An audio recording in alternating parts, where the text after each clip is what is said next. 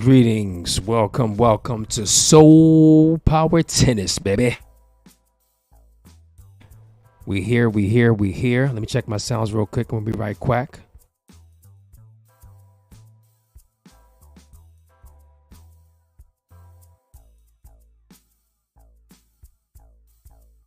Yeah. So, long time no see. I'm back in the place to be. Akmo Sari. Yeah, we got the Compliment King up in his house. Greetings to you all. I know it's been a minute. It's been more than a minute since I've streamed previously. It's been some months to be exact. And I'm here. I'm here. As you just saw on the screen, it is a very special day and time. It is 9/9/23. And that in the background is me at the U.S. Open 2022. And I was there this year, 2023. So this is just me coming on for a quick moment, giving y'all a little something with Soul Power Tennis. You see the logo, copywritten and all of that good stuff. But what I'm here to express is celebration, gratitude, amazement, and just a sense of peace. A sense of peace in knowing that American tennis is in great hands. That women's American tennis is in great hands. By the tournament that has just transpired, or is actually still in process, the U.S. Open 2023, the tennis championships. And with all of the Americans and all the young Americans who have done very well at this tournament, most notably Ben Shelton and COCO Gauff, who is this evening's and the 2023 U.S. Open Grand Slam champion. This is correct. You're hearing it correctly in your ears. So just an amazing performance, an amazing fight, an amazing match between two champions going at it, literally like giving it their all. You know, both ladies left it all out there on the line.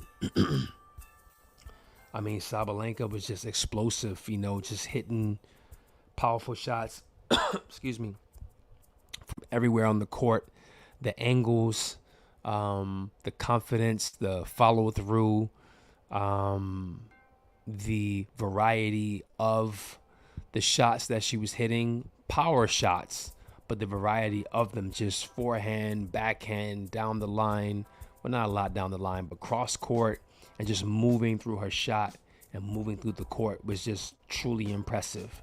It was like, how can COCO surmount and overcome this like barrage of power and precision? You know, she was like being a surgeon.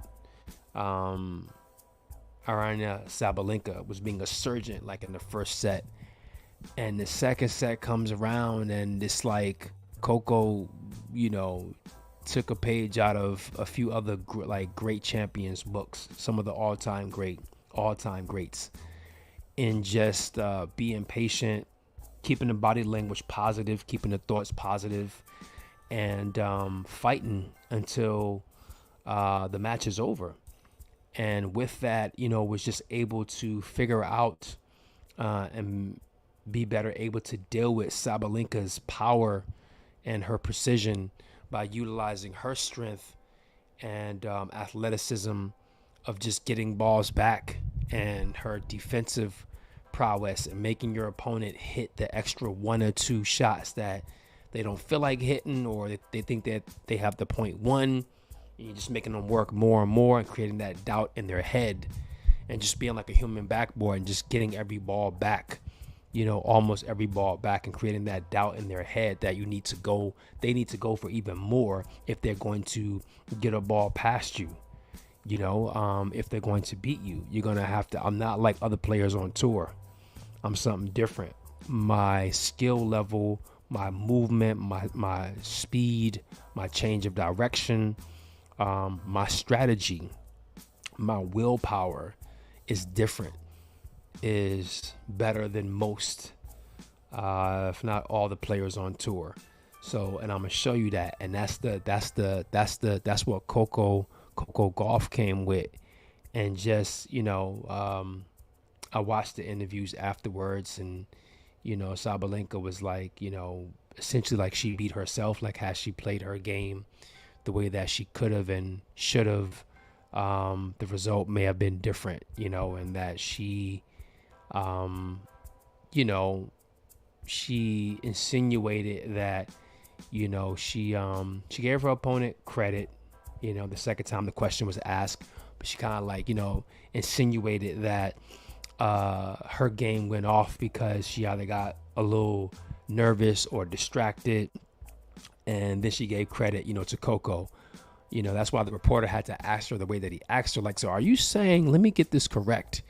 And it was like, Sabalenka, the reason why you kind of lost focus or you said what happened is because your opponent was pushing you to that level of like, man, this is kind of wearing on me. She's getting so many balls back.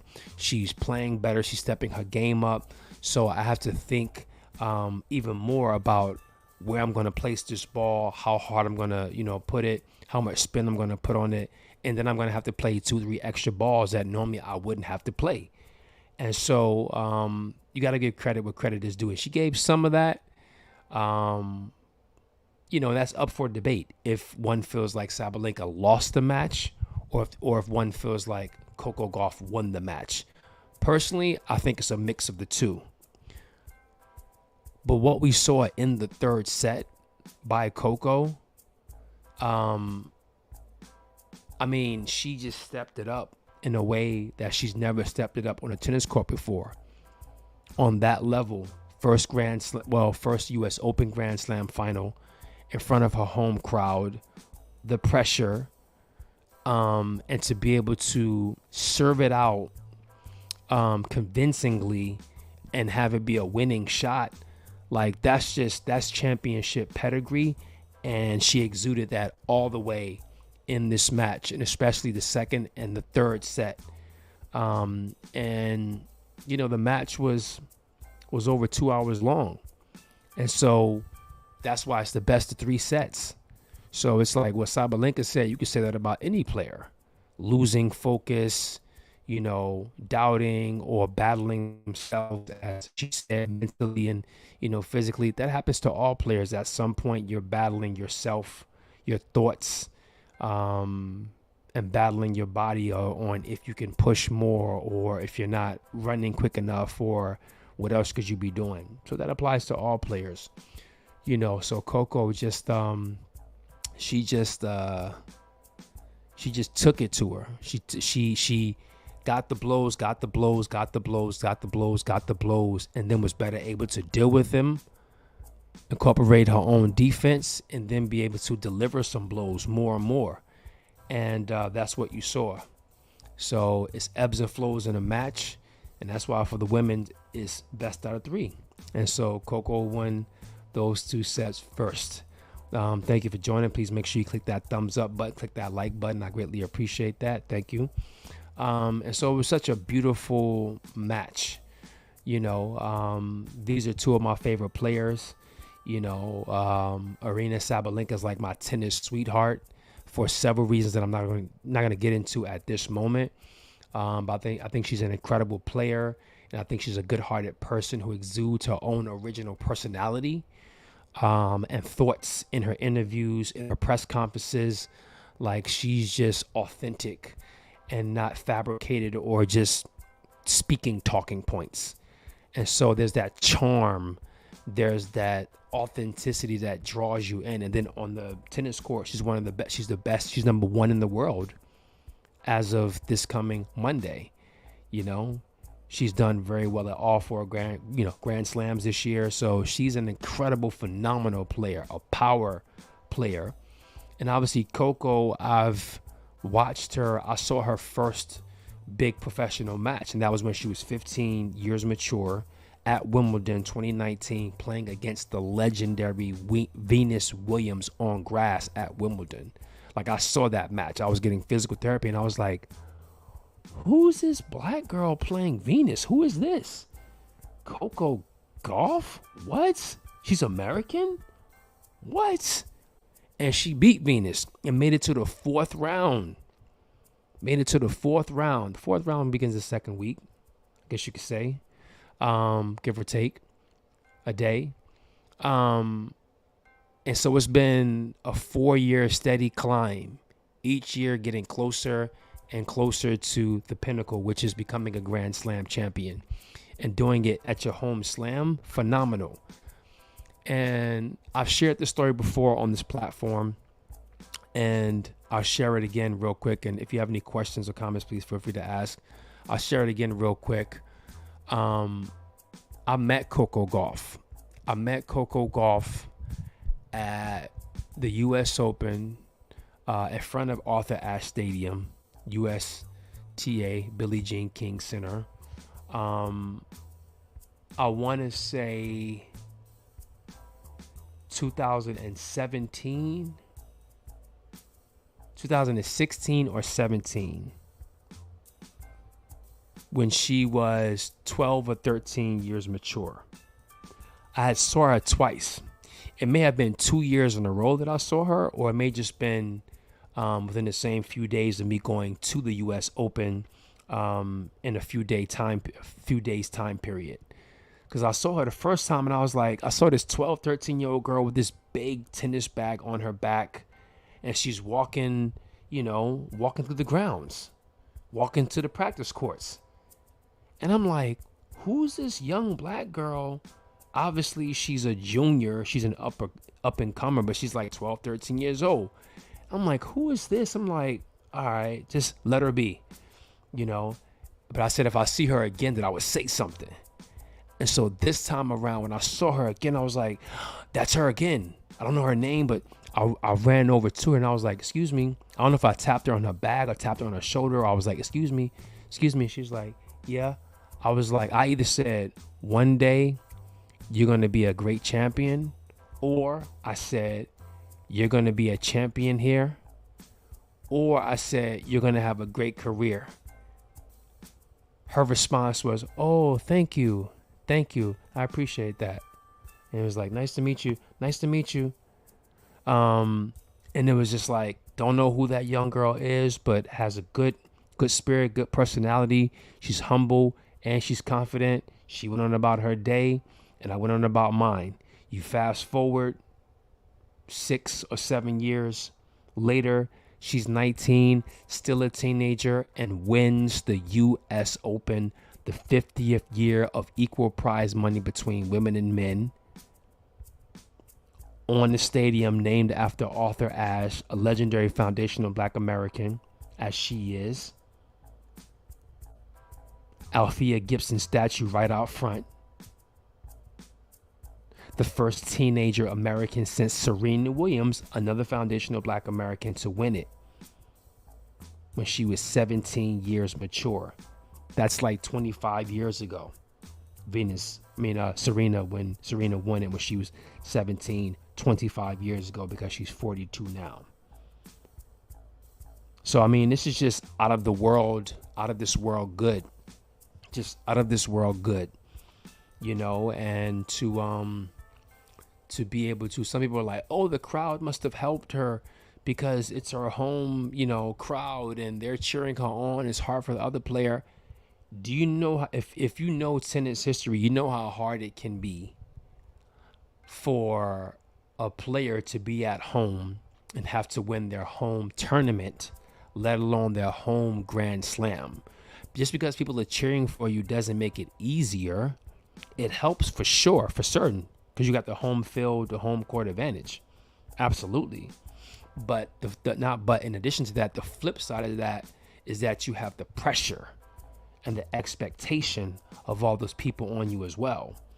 And you don't want to let them down, and pressure is real, and so for her to be able to deal with all those elements, deal with her opponent, deal with herself, and just still come out on top the way that she did it against who she did it against.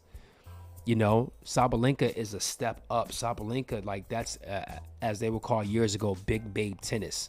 Sabalenka is like, she's been top 3 in the world now for some time, or in that top 2, top 3 tier of like players who has been dominating the game or had the potential to dominate the game for a few years, and she's just finally actualized that this year. And so it was nice to see that clash of styles, of approaches, of so many. And she's unofficially the world number one, which is going to happen in a few days. So she's essentially the world number one. So Coco Gauff beat the world number one for her first Grand Slam title on such a special date, 9/9/2023. I think the match time, probably when she fell on the ground to celebrate, had, I think, wishfully, had just reached 2 hours and 7 minutes, 2:07, which also equals 9. I was looking at the clock like it's 2:06. Come on, do it at 2:07. And so that's another 9. And so I knew that this day would be a very, very special day. I attempted or wanted to do something special with it.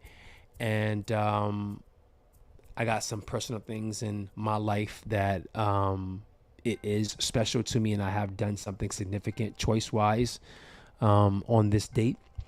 And also just what we bore witness to this afternoon going into the evening at Arthur Ashe Stadium, which is what you see in the background. That's Arthur Ashe Stadium, from a year ago. And so such a magical experience, such a magical day. And I'm just so thankful.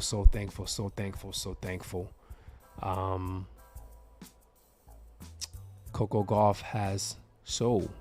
She's got soul power. And this is soul power tennis. There's more to come. And it's more to come for Coco Gauff. Congratulations, Queen. This is your night.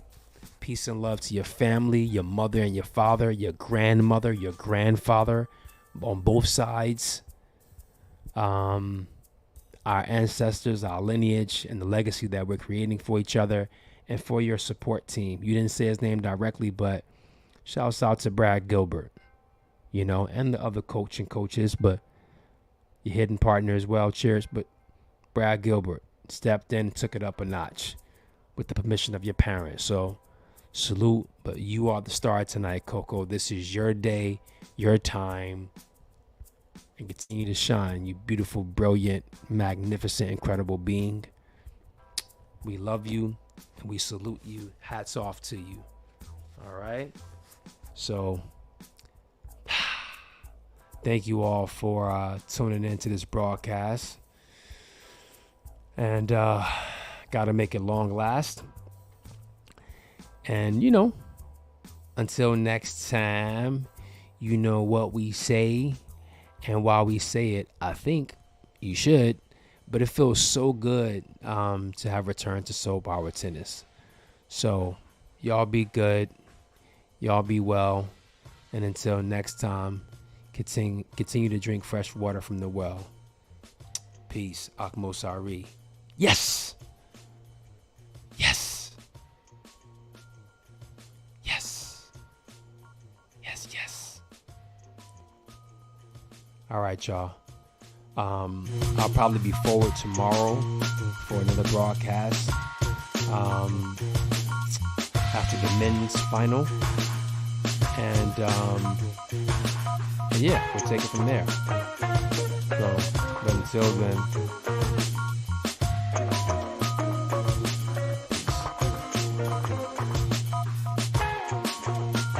and that's the U.S. Open, ladies and gentlemen. On the women's side.